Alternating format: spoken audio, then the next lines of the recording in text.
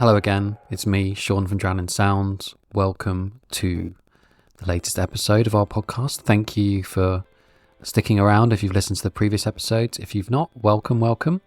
Today's conversation is taking place on International Women's Day 2023. It's currently snowing outside my window in March, which is not normal for the UK, but not abnormal.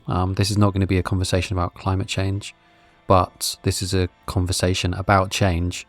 And actually, I was thinking in a lazy metaphor kind of way, I've just been reading a blizzard of data and information about inequality in the music industry today, but for the past few years, really, there is a lot of information about the lack of diversity and inclusion. Last week, there was a huge debate around Glastonbury not having any female headliners, not just because it was rumoured Taylor Swift was going to headline and people were hoping Rihanna was going to be announced, and people, I guess, a bit confused that Lizzo was going to be playing second fiddle or second flute to Guns N' Roses, but because Emily Ivors talked about a pipeline problem in the industry, and that's why it's not as easy to find women to headline major events. And as someone that's worked in music for over 20 years now, who has worked with a lot of women, people like Martha Wainwright, who I kind of made my career on the back of her success by releasing her debut album on the Drowning Sound label, and working with artists more recently like Charlotte Church and the Anchoress, and the recent release we just put out by the Fofo. I've been very lucky to work with some women who have educated me on what it's like to exist in an industry which is rife with misogyny, which doesn't always have the safest of spaces. I think that there's a lot that needs to change, and I thought I would speak to one of the people who not only is pushing for that change and is one of the go-to spokespeople who spoke about this pipeline issue on Newsnight, Women's Hour, with The Guardian and various other places over the last few days, but also for the last few years has been putting out a lot of the data which has really helped make sense of the problem of basically male supremacy. I think is possibly the correct term to be using, which doesn't get used very often. CEOs through to what's played on the radio on some stations, through to festival lineups, through like every kind of element of the industry, from studios, marketing, everything lacking in diversity in many areas, and especially in gender diversity. And my guest, Vick Bain, is just brilliant. She does this research, she's studying a PhD. She runs a site called the F List, which has a database, which if anyone is saying they can't find any women to book, there's over 6,000 on there. So there's not really an excuse when you're booking support acts and you say you can't find any women. That's a disingenuous comment. As well as being the founder of the F List, Vick Bain is also the president of ISM, which is the Independent Society of Musicians. And as you'll hear across this conversation, she has got the stats to back up the problem, and she's got some clues of what some of the solutions could be to making our industry a better place to be someone who's not a man.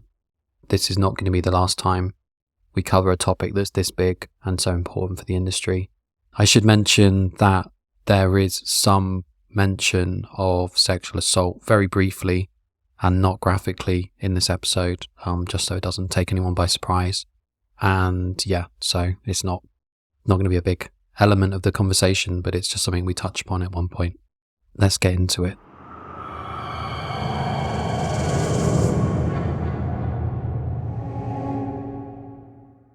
There's been decades of inequality in the music industry. What was your origin story for starting the F List? Well, it came out of my report I published at the end of 2019, Counting the Music Industry. And I guess that came out of my experience of being chief executive of the Ivor Novello Awards, or the organisation, the British Academy of Songwriters and Composers, that ran the Ivor Novello Awards. And while I was there, I had done a 60-year analysis of winners and realised that only 6%, that's 0.6, of those awards over the 60 years had gone to women. And I was so shocked. I was like, how can I be, running this organization that's that's just, so not welcoming of women. And that's an award that's basically celebrates songwriting. And I'm sure going through the history of songwriting, there are some incredible women who never got rewarded or awarded, however the correct term is. Yeah. So was that the thing that was kind of shocking about it?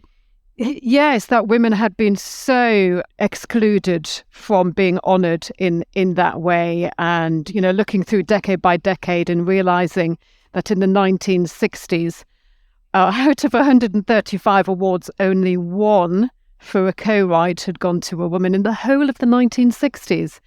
And I think the shocking thing is that nobody had noticed or cared. Mm-hmm. And even getting into the 2010s, so I did this research in 2016, it hadn't gone up by very much, even with Adele and, women like her. So really, I was very interested in why we saw so few women winning awards, because in academic terms, it's, this vertical hierarchy with all white men at the top. And my awards team and the board of directors were just like, well, it's the publisher's fault. It's the publishers. What can we do? It's who they represent, and it's up to them to nominate and submit works by women. So I really had wanted to look at publishing company rosters for a long time, but I knew it was going to be such a big piece of work. I didn't have time to do that until I left. So I spent 2019 analysing the rosters of over 100 music publishing companies and over 200 record labels to find the statistic that only 14% of music publishing rosters were women, 20% of artists. So that I think that shocked the music industry. I think instinctively women in music kind of knew through our experiences, but to see those statistics actually, on paper or on a computer screen, I think was, really quite alarming for a lot of people. But out of all of that research and data, I realized, oh goodness, I've actually got a few thousand names of women who are signed, by labels or publishing companies. And what if I just make that list public? It's like a roster of rosters. And so all of these festival promoters who are saying, we can't find any women, they could just go look at that. So that's what, initially why I published the Google spreadsheet. And it just sort of caught people's imaginations. Because knowledge is power. And I think without people knowing the scale of a problem, how can they even begin to address it?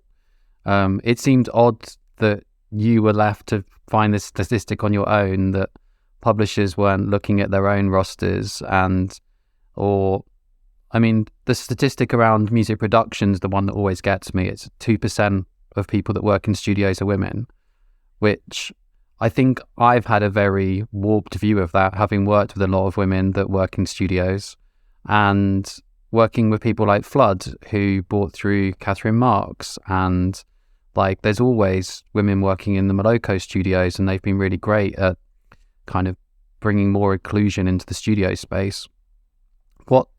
What do you think it is that meant that the industry wasn't looking at these numbers? Is it just because for every Madonna and Lizzo having huge successes, there's no real sense of self-reflection of whereabouts we actually are as an industry? Yeah, people didn't look at their own data. It just seemed like it had never occurred to anyone to look at the rosters. It was such a surprise. I mean, I was speaking to one publisher and she said, "Oh, you've been spying on us." And I'm like, this is publicly available information. It's, your rosters on your websites, your company websites. It's the shop window. It's, it's your proudly proclaiming who it is you are investing in and who you think is worth investing in. So, yeah, I think people really didn't like it. And actually, I had got my initial list of all of the publishing companies from the Music Publishers Association website, because for as long as I could have remembered, that's what they did. They published a list of their members for at least 15 years. And then I noticed the year after I'd published my report, that had gone. So they don't publish their members anymore. But I've still obviously Wow. got that list from my research. So I'm going to do it again next year, you see. Yeah. So you're doing a PhD at the moment. Can you tell me a bit more about what your PhD is and what findings maybe you could share so far? So I'm looking at women's careers in music. I'm in my 4th year part-time. But I'm thinking about doing my last year full-time to really, because I kind of feel like it's quite urgent, this work.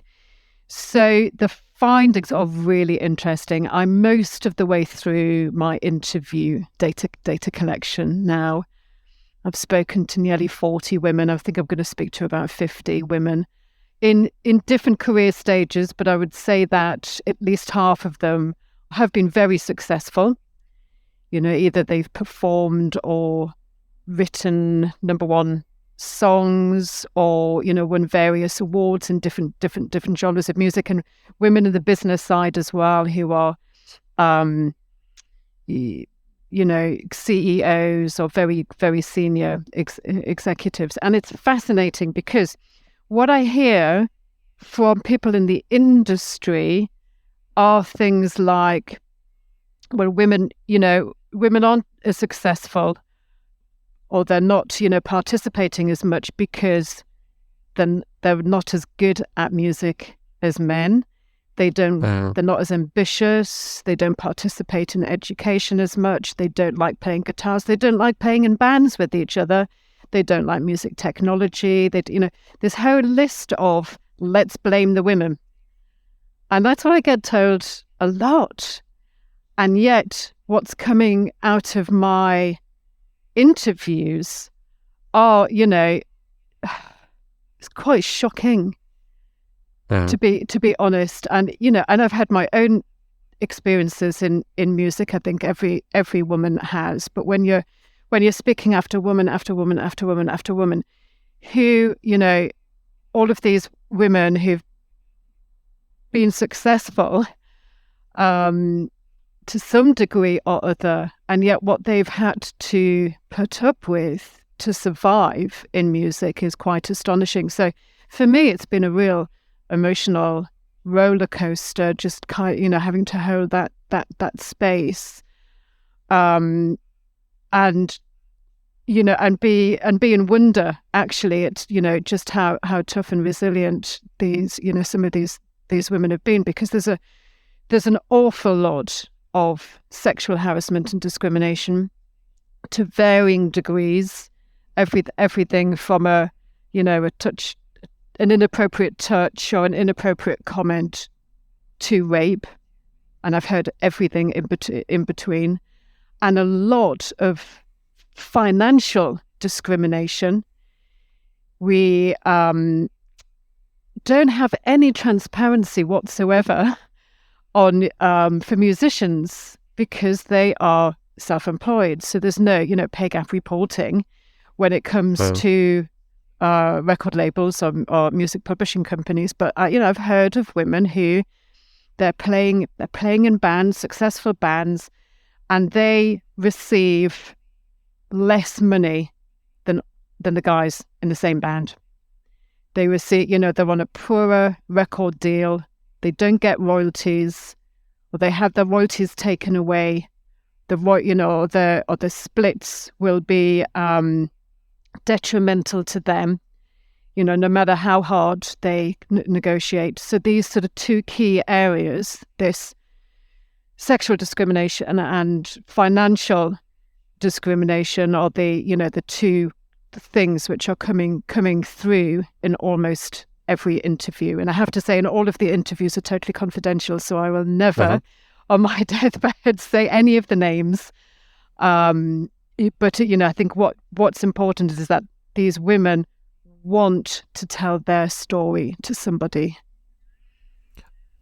think the thing that, I mean, a lot of what you just said was really shocking and must be quite hard to process as someone doing research with people being that open, possibly with the first time they've talked about some of these topics, I imagine too. I've worked with a lot of women in the music industry since, I started my record label back in 2003, and I signed to Martha Wainwright, and I worked with Bat for Lashes and Emmy the Great, and we put on lots of shows with different women, and I now manage the Anchoress, who I know you've worked with on the Help Musicians inclusion in studios projects, and I work with Charlotte Church, who's told me some stories. And I think that what you said about women not being as ambitious or not being as creative or interested in technology or all of those things are, I remember having some conversation with Emily Haynes from Metric, who I worked with, and Emily just constantly had a lot of ambitions that were not unrealistic for things that her peers were doing and things that an artist at their level were doing. And I don't know, I just remember like hearing other things in the industry. Like you spoke on Newsnight the other night about we've already signed a woman. I've had that said to me in a meeting by a major label person at A&R, who invited me in because they like the artist. And so none of what you've said has shocked me or surprised me, because I've heard it literally about the artists I work with, and I've heard it come, and I've heard the opposite of all the things you say of what the industry thinks about women and their position and things. And I've heard one story from an artist that I'm good friends with, and they were kicked out of their own dressing room at their own show because someone thought they were a groupie, and they'd just come off stage and they were drinking their own rider. And these are some of the things that people tell you in confidence. But she was physically assaulted by the bouncer of the venue, even though she just performed in front of hundreds of people on the stage in the main room, because she seemed like she was someone stealing the band's rider. And like, in what other worlds would that happen to someone when you've just performed? It's so anyway, there's not really a question in that. I just think I've obviously worked in the industry for 2 decades now, and it feels like some things are a bit better than they were. But there's still so many things that people either not aware of, not conscious of. Like, there's no training, there's no, like, I had an interesting conversation to launch this podcast with Naomi Pohl from Musicians Union, and she was talking about bringing in more support for freelancers, because obviously one of the big things with the music industry is most people are freelance or running their own small businesses, and there's not the same big organizations as there is, for instance, in film or TV, where it's often hundreds of staff working at companies or working on a project for a period of time. I was just curious, kind of looking as you have done from a bird's eye view at everything, what do you think are the first steps as solutions, and maybe what are some of the things that you've seen change over the last few years that have given you a bit more hope? Well, I think regarding things that have changed, I've been working in music for 25 years now, and things have changed so that, it is more, we've got more female participation in the workforce, certainly in the entry level positions. So we know through the UK music diversity surveys that really seems to be happening. So that's giving a different vibe to the industry, but we really have to make sure that these women don't just stay on those entry level jobs, and that they get promoted up as well. So that's good, and I guess there is minor amounts of change regarding festivals and so on. So the BBC data unit said that in the 5 years up to last year, only 13% of the headliners were women, but before that it was 6%. So you could say that it's doubled, but still 13% is still pretty rubbish. So we kind of know now, people are doing the research. So we've got that data where we didn't have that 10 years ago. Right. There was just nothing. We had a hunch, and that was all. So it's fantastic that all of this this focus and all of the campaigns and initiatives and charities which are setting up to look at different areas and campaign is a real step forward as well. So I think I've got about 70 listed on my F-list website. I call them sister organizations. Every time I come across someone doing a really incredible thing, I put them up there. So that's the good news. What are some of the things that haven't changed? Like what are the bigger kind of macro topics where there doesn't seem to be any real shift? Because like 6% and 13% are the sorts of figures that come up all the time. And obviously there's commitments towards 50-50 festival lineups. Whereabouts do you see some hope in some of these things? Because obviously there's just so many. But what are sorry, I realise I'm asking there's so many questions to ask that I'm kind of asking them all at once. Yeah, what are some of the bigger things you don't think are being addressed? Oh yes, and you asked about what needs to change as well. So yeah, I mean the fact that we're having this conversation is brilliant. And all of the other press I've done this year, it seems like the national press is really taking this important, and therefore it's impacting the reputation of the music industry. So maybe they'll do something about it because they don't want to be called out on Newsnight or Women's Hour. So, that is hopefully going to force some change, which is great. And I feel sort of part of that sort of tsunami of change. And what else needs to change? Well, I mean, the music industry really needs to monitor its own data. I've called on, after counting the music industry, I called on every single label, management company, publishing, everyone should know, not just who's in their staff team, but who's on their creative rosters as well. Because I came across dozens of labels who didn't have a single woman signed to them. Wow. And dozens more who only had one. So, that sort of proved that, we've already got a woman on our roster. Argument and I think for lots of people that was a surprise. So monitor their data, aim to improve it. How can they be more inclusive? What can they do? Using tools such as the F-list. Working with women in music organizations. Just received an email now an hour ago from Saffron Records, who've had all of their funding cut, and they're having to sort of try and fundraise because I don't know who it was, but their main industry supporter has pulled out. So that's just not good enough. I know I mean I've primarily funded the F-list on my own. Yeah. Because there's a lack of, and I know that all of the other women who are running campaigns and initiatives are pretty much doing the same thing. So we need much more support to work together, and government legislation needs to change as well.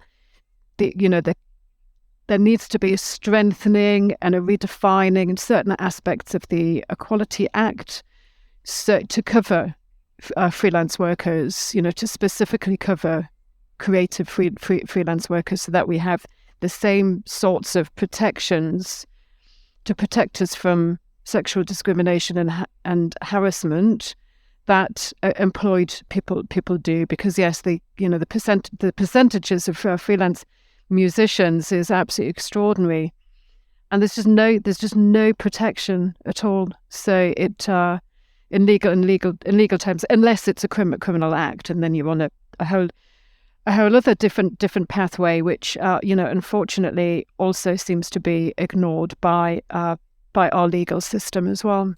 On that note, do you think it's telling that we've not had a dedicated equalities or women's inequalities minister for over a decade? Like Liz Truss did it alongside being foreign minister, as if it's like some small job. Kemi Badenoch's doing it alongside her job. It does seem odd that we've not got someone dedicated to something quite so important to society. Yeah, it's a real shame, isn't it? I mean, I think the Conservative government, is very unenthusiastic about equalities, and they've taken things out of the Equality Act over the past 13 years. And all of those things need to be put back in. It's like, protection from harassment from third parties, which in the music industry is like your fans and audiences. That needs to be put back in. They stripped it out. So, and we know that they would, like to get rid of all of the human rights legislation. So things like that are really alarming. So I really hope that we have a change of regime and as soon as possible, so that these things can go higher up the priority list, because this is people's lives. They're talking about creating this Creative Industries Independent Standards Authority, which is basically sort of a private company that the music industry pays for to help monitor behaviours. But what we really need is proper legislation and easier pathways for people, not just women, but all genders, to be able to get some sort of justice for the awful experiences that they're going through.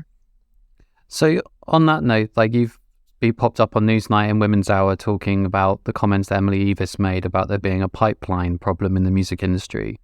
To what extent do you think issues around harassment, as much as issues just around thinking and lack of investment, are impacting that pipeline? It feels like there's quite a few different things, which, I mean, do you even agree there's a pipeline problem? Because all I see is amazing talent, and I'm just surprised it doesn't get more opportunities and elevation. So I'm just curious, kind of, what are the key things you think are impacting that pipeline? I'm guessing it's probably a multitude, but...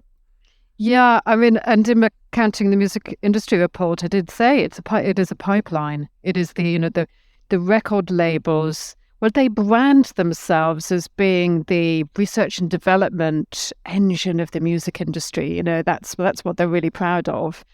So they're supposed to invest in talent, and then out of that, an artist might get a booking agent, and then onto a festival promoter, and onto a festival stage. So it is definitely that pipeline. But the entire music industry. Well, I heard a phrase yesterday which I just loved. It's not even a network; it's a meshwork. So yeah, shout out to the academic who told me about that yesterday. We're all connected to get together, and the festivals can create demand. So if the agents and the record labels know that audiences at festivals are demanding to see much more diverse lineups, that includes women, then hopefully those record labels will put more effort into signing women, and not just saying stupid things like, oh, we've already got a woman on our roster. I mean, I'm laughing. It was just ridiculous. I'm told that so often by women, that's what they're being told. I mean, it's just insane. I mean, the stupidest thing about it is that's public comms from a major corporation. And what they're saying to someone sitting opposite them at a point of like deciding to make a deal or not, the reason we're choosing not to do a deal with you is not because we don't like the music. It's not because we don't think there's potential of commercial success.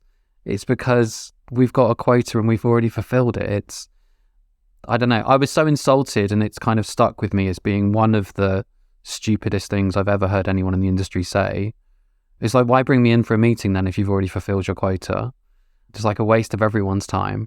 So in terms of how grassroots funding can improve that, but also how, because actually headliners at Glastonbury, like, it becomes a big talking point because one of the few focal points in the calendar of the year of a major televised live performance. Media talks about who's headlining. It's quite a big thing. There's obviously not very many focal points like that. So this isn't really about the pipeline in the grassroots. This is about artists at the very top of the scale, where that requires them to be a major label priority for kind of 3 or 4 years, or a industry priority for a decade.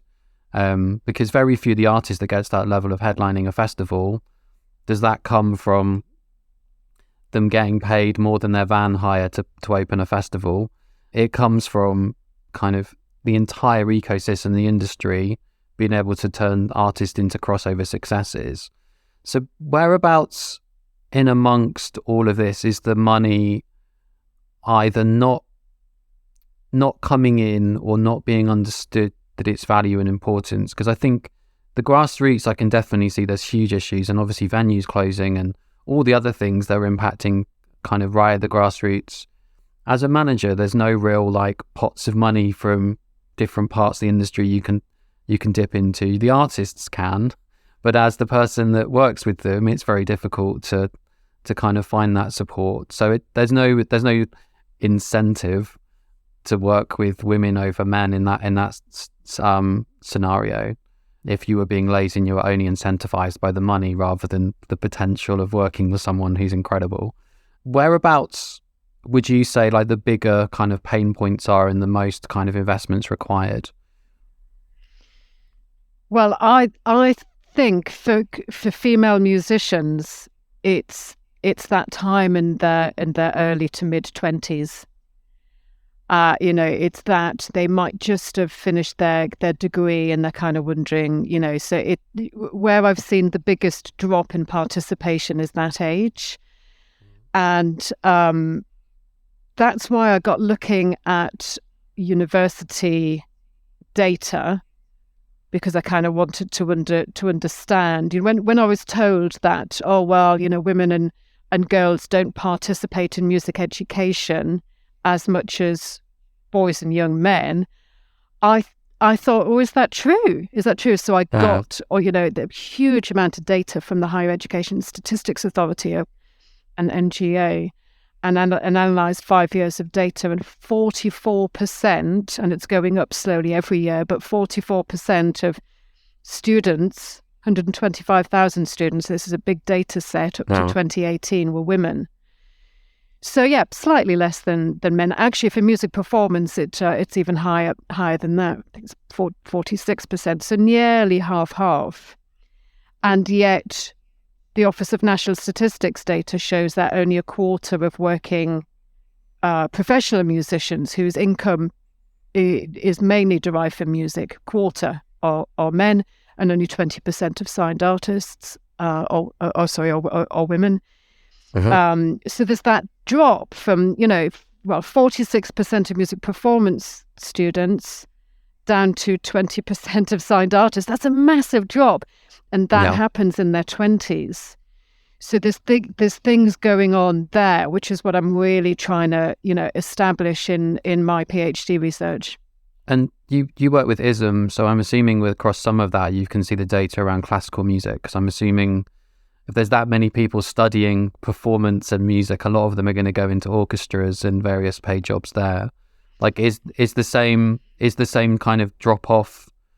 Is it like the numbers of people in orchestras predominantly male, or is that also one of the issues there? It's changing. In the 1970s, in UK orchestras, it was about 5% women in the 1970s, and now it's up to like 40% something. So it's, that is a sector which has seen a massive change, influx of women.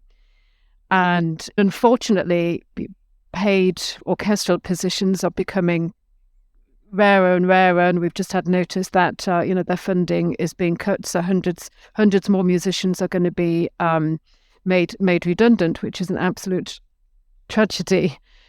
Yeah, all of the Arts Council cuts are just being really devastating. So women tend to be encouraged or pushed into music teaching. So music teaching, music therapy are the sort of two areas where women predominate in music. And whether they're doing that because there's stereotypes around, women being caring and nurturing and so on, or whether, women are making choices because they want jobs which will give them maternity cover maybe 10 years down the line when they're thinking about that. It's those sorts of career decisions I'm really sort of exploring when I'm talking to women in my interviews.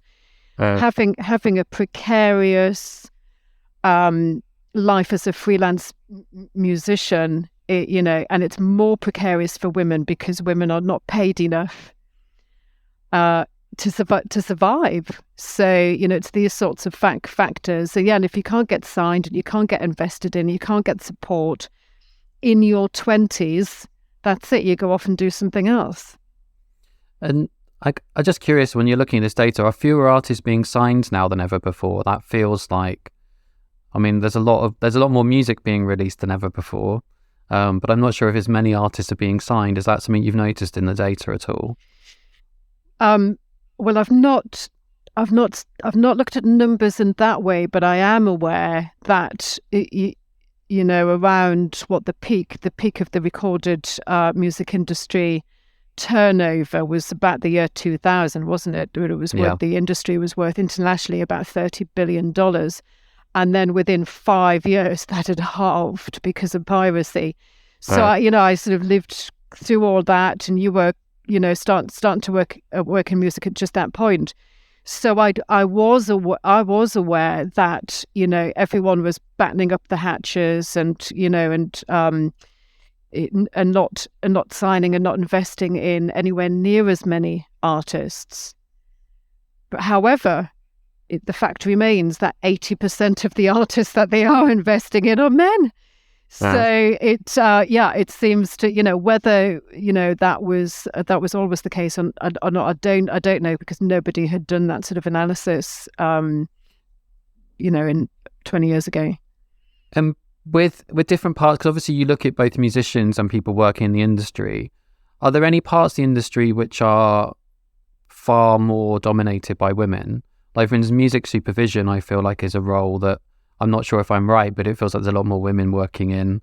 Like, I worked at Six Music, it's very, there's a lot more women working there than in other parts of the industry that I've been in. I don't know whether Six Music is a good example of all radio stations. Are there any sectors where you feel like there is, PR, I guess, is one of the industries where it feels dominated by women almost?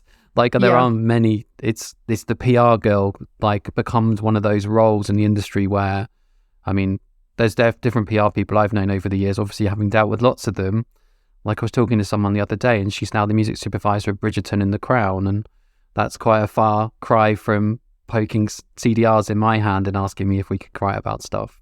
So there's definitely a bit of a pipeline, but I'm sure there's not as much. So which bits of the industry do you feel like are kind of buck the trend of the kind of small percentages? Well, it's the manifestation that we see in every single area of employment, and it's segregation by sex for job roles. So we see this all over. Men are encouraged into roles which are technology based. The hard subjects of maths and so on, and those roles, the leadership roles, those roles have higher status and better pay, and women are encouraged into career pathways which don't have as much status. You've just said the PR girl. PR girl. No, I did, and I did that with. Yeah. I did quote marks, which wouldn't have come across on the press on the podcast. Yeah. It's the A&R guy who will be fast tracked up to CEO level, possibly, and the PR girl who absolutely will not. Yep. So the teaching, the marketing, these sorts of roles are rarely, and in corporate terms, they rarely become C-suite level pathways. So I think there's real problems there in that the roles that men do are much more highly regarded and valued than the roles that women do.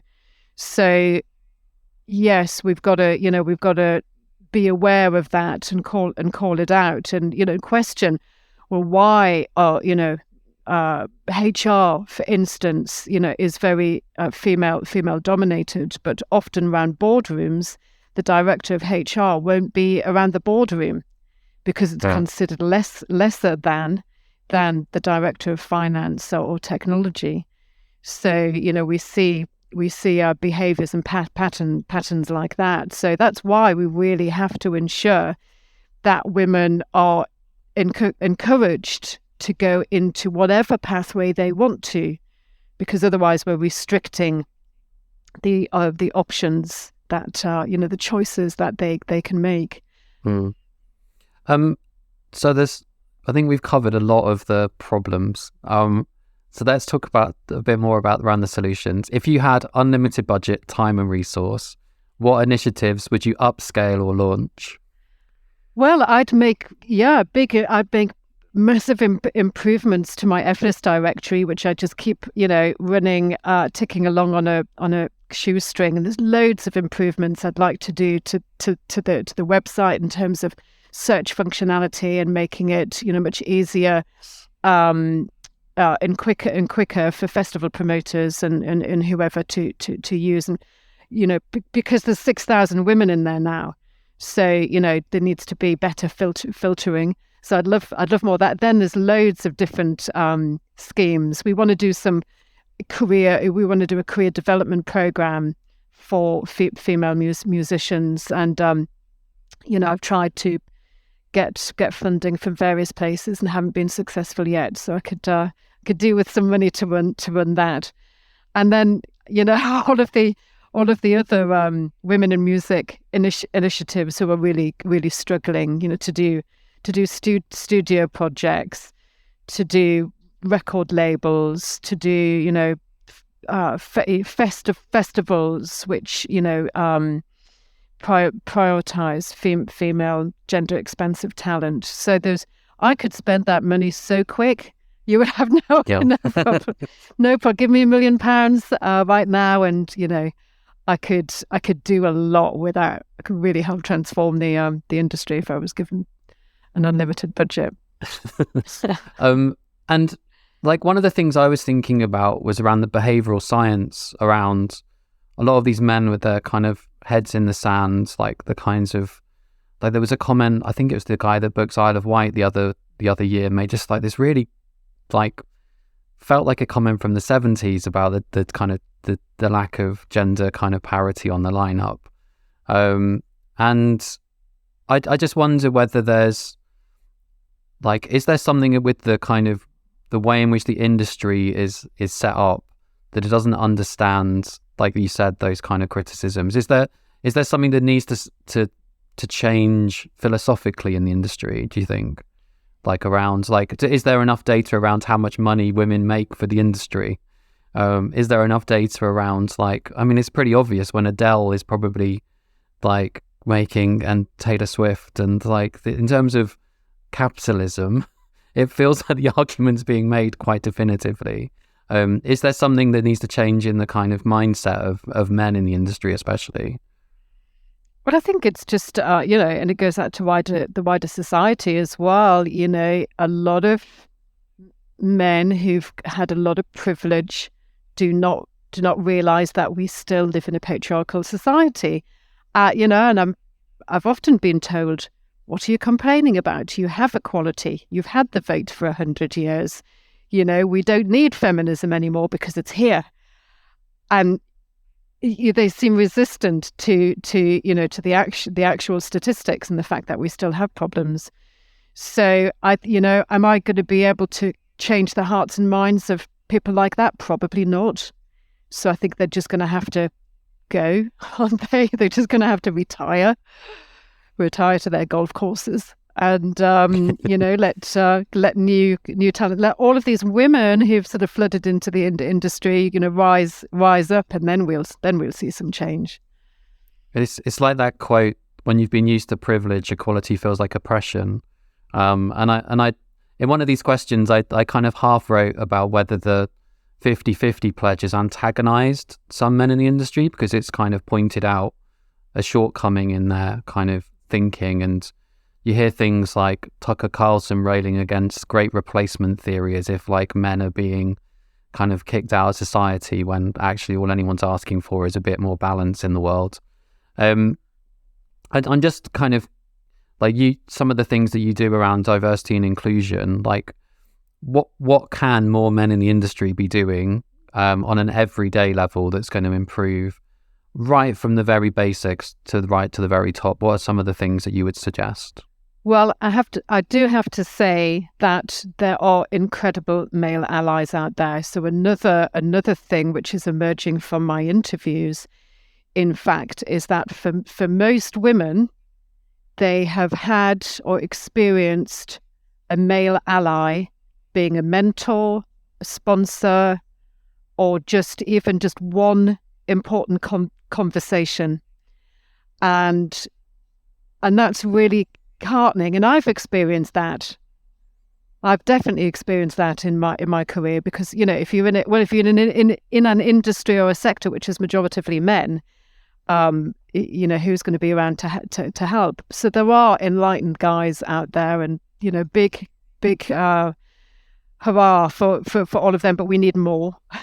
we definitely need more. So I just think listening, being aware of the data, championing the women around you. If you have a position of authority, you know, and power, use that for good. If you run a music company, work with a Women in Music initiative and campaign and support what they're doing. Sign more women, invest in more women, book more women, promote more women. So there's loads that men in the music industry can be doing. I think the most basic one that someone suggested to me about 15 years ago or so was, whenever I'm on a conference, I now ask to be the only male on the panel. And it really throws people. Said, look, you're not paying me often to be on this.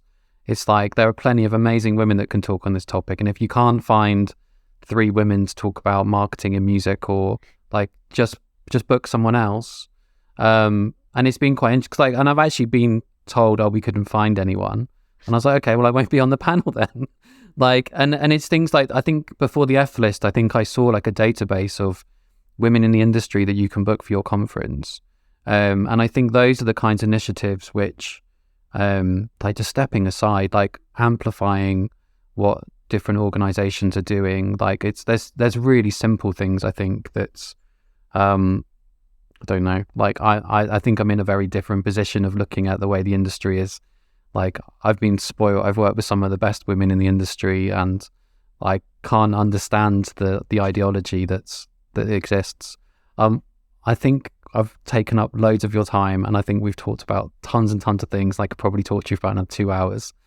Is there anything else that you think people should go look up after this conversation? Obviously they can go to the F list and some of the work you're doing with ISM, which we've not really touched on, actually. I don't know if you want to talk a little bit about what you do there. Yeah, well, it's the ISM, Independent Society of Musicians, an incredible organisation which has been so welcoming to me, and is unusual because over half of its membership are women, and has an all-female leadership team.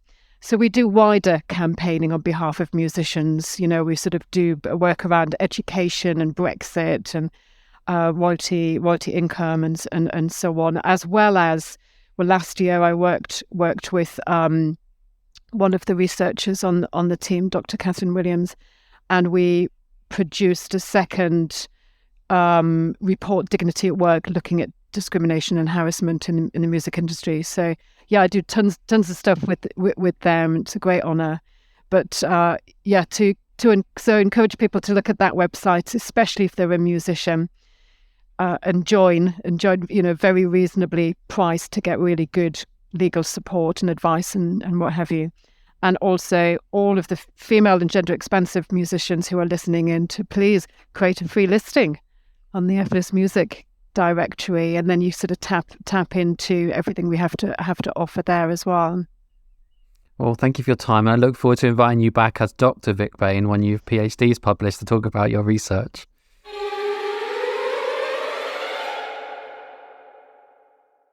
there's a lot to process in that episode. I'm really grateful to Vick for taking the time to chat.